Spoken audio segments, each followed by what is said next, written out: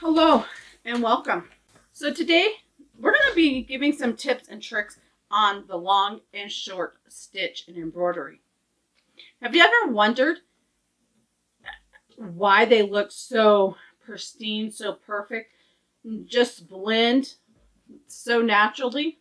Well, I'm going to give you that tip today in our first installment of Embroidery Quickie, where I will give a tip, trick, or technique all under 3 minutes. So time is short, so let's get started. Just create with fabric and floss.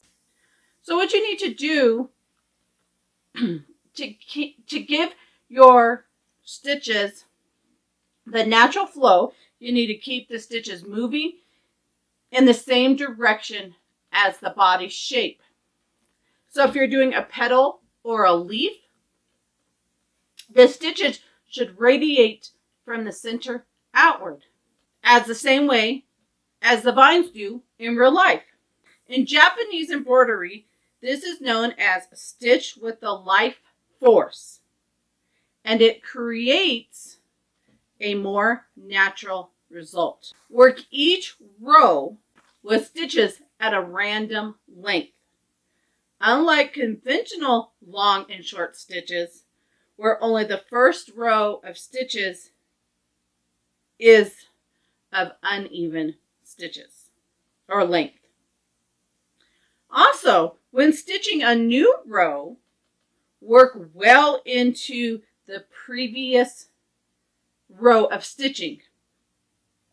And you also want to try to split that stitch or the threads of the previous row with the thread of the new row.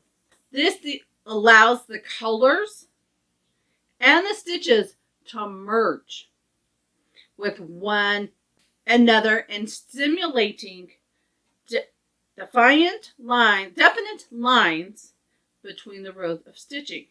Angle your needle into the fabric rather than pushing it straight through.